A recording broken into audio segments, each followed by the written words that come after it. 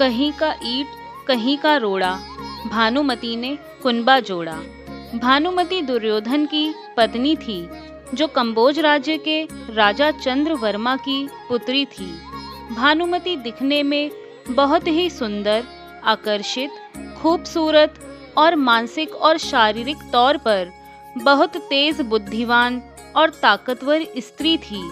शास्त्रों के अनुसार ऐसा कहा जाता है कि भानुमति का रूप किसी स्वर्ग की अप्सरा से कम नहीं था।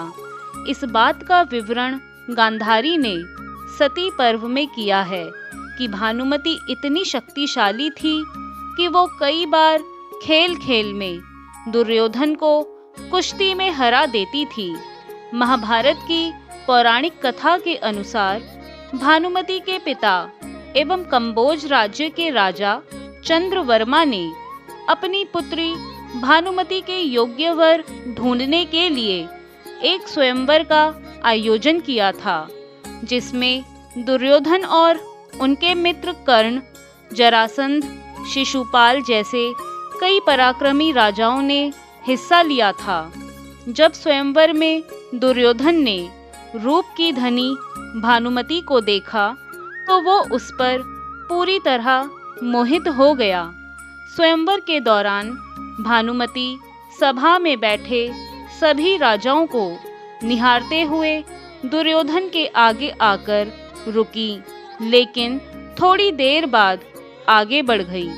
ये बात दुर्योधन को अच्छी नहीं लगी और वो क्रोध में आग बबूला हो उठा, जिसके बाद उसने भानुमति से वरमाला जबरदस्ती अपने गले में डलवा ली। दुर्योधन के इस व्यवहार का वहां पहुंचे अन्य सभी राजाओं ने विरोध किया, जिसके बाद दुर्योधन ने सभी योद्धाओं को अपने मित्र कर्ण से युद्ध करने की चुनौती दे दी। लेकिन जयद्रथ को छोड़कर सभी शूरवीर दुर्योधन द्वारा दी गई कर्ण से लड़ने की चुनौती से पीछे हट गए। उस समय जयद्रथ और कर्ण के बीच पूरे 21 दिन युद्ध हुआ था, जिसमें जयद्रथ की हार हुई और इस तरह कर्ण के दम पर दुर्योधन भानुमति का हरण करके उन्हें हस्तिनापुर ले गया। वहां दुर्योधन ने भानुमति को भीष्म पितामह द्वारा अपने सौतेले भाइयों के लिए काशी की राजकुमारियों अंबा, अंबिका और अंबालिका को जीतने की कहानी बताई और अपने द्वारा किए गए कार्य को उस घटना के लिहाज से सही बताया। तब भानुमति अपनी इच्छा अनुसार विवाह करने को तैयार हो गई थी। भानुमति ने विवाह तो दुर्योधन से कर लिया था, लेकिन उनको मन ही मन दुर्योधन के मित्र कर्ण बहुत पसंद था, क्योंकि स्वयंवर में भानुमति ने जब कर्ण का पराक्रम और मित्र के लिए ऐसी मित्रता का भाव देखा, तब से ही वह मन ही मन कर्ण को बसाकर उसे पसंद करने लगी थी। समय बीतने के साथ साथ एक बार कर्ण और भानुमति शतरंज खेल रहे थे। तभी उन दोनों को अचानक दुर्योधन के आने की खबर मिली, जिसके बाद भानुमति वहां से जाने लगी और कर्ण द्वारा तभी अचानक भानुमति को रोकने की कोशिश के दौरान भानुमति का आंचल फट गया और सारे मोती बिखर गए।